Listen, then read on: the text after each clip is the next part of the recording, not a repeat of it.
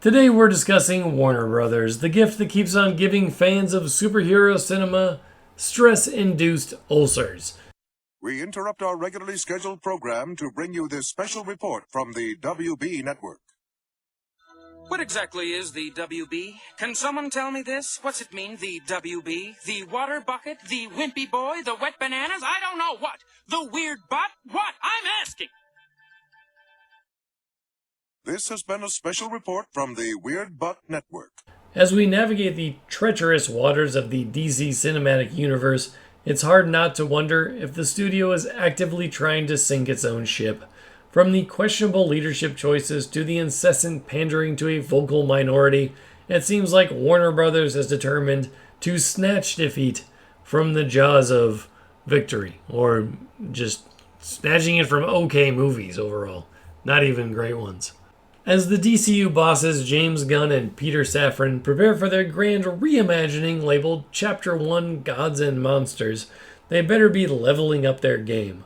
Gunn, the Marvel Golden Boy, now faces the challenge of turning the DCU into a success story, and DC diehards are crossing their fingers that it won't be a glitch-induced shitfest. With upcoming hits like The Joker, Folie à Deux, and James Gunn's Superman Legacy, DC fans are on standby, hoping the next releases don't crash and burn like a crash test dummy. Imagining what it feels like to be in a crash doing only 30 without your safety belt is as easy as 1, 2, 3. You could learn a lot from a dummy. Buckle your safety belt.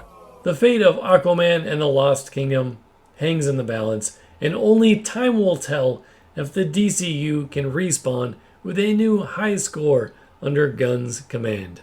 As the DCU bosses James Gunn and Peter Safran prepare for their grand reimagining labeled Chapter 1 Gods and Monsters, they better be leveling up their game. Gunn, the Marvel Golden Boy, now faces the challenge of turning the DCU into a success story, and DC diehards are crossing their fingers that it won't be a glitch-induced shitfest.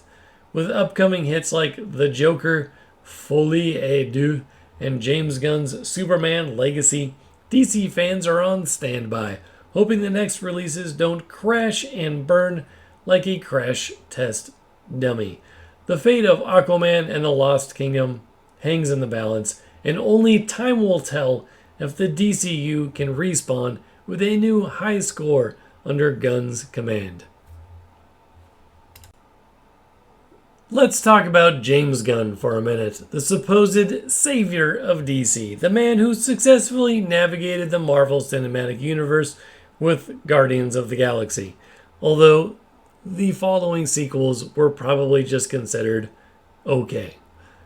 Gunn's Suicide Squad, however, failed to impress, earning the same cinema score as its 2016 predecessor.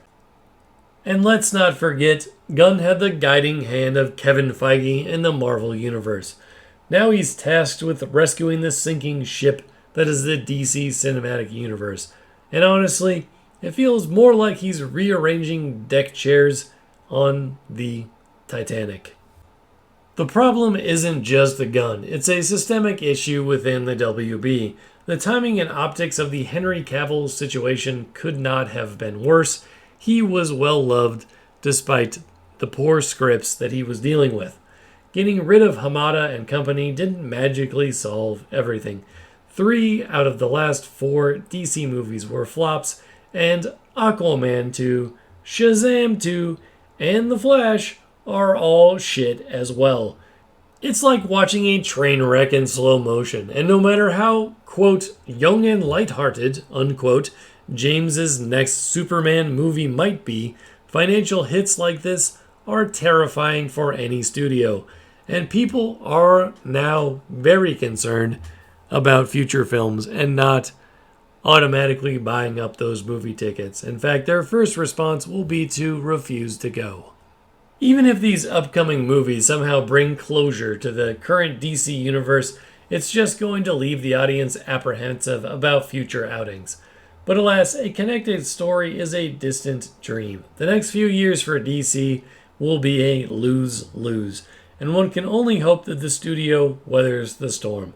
Perhaps the best thing for DC fans would be Warner Brothers selling the rights to someone else, who seems at least a little bit less incompetent. The Flash, meant to be the savior that links Snyder's era with Gunn's, turned out to be a major flop. And what's the cost? Turner Classic Movies is paying the price. Executives are leaving like rats abandoning a sinking ship. Although there's no definitive correlation between the failure of The Flash and TCM's turmoil, but it's hard not to see it as one entity paying for the sins of another. After all, the WB also owns TCM, and they are all bleeding cash. Turner Classic Movies was founded back in '94 to preserve Hollywood's golden age, but it now faces an uncertain future and seems like it's going to be closed down. The restructuring at TCM is just the latest in a series of cost-cutting measures since the Warner Brothers and Discovery merger. Original content erased, HBO Max rebranded, and now licensing HBO titles to Netflix. It's like watching a corporate version of Jenga, and one can't help but wonder when the tower will come crashing down. So Gunn has clarified that the new DCU is wiping the slate clean, tossing out everything we thought we knew about DC movies. Some familiar faces will stick around, but their stories won't be tied to some grand shared universe plot. And of course, there's the classic move of bringing back some old actors, but in different versions of their characters. Or maybe something completely different, like Jason Momoa has always wanted to play Lobo, but instead he was cast as Aquaman.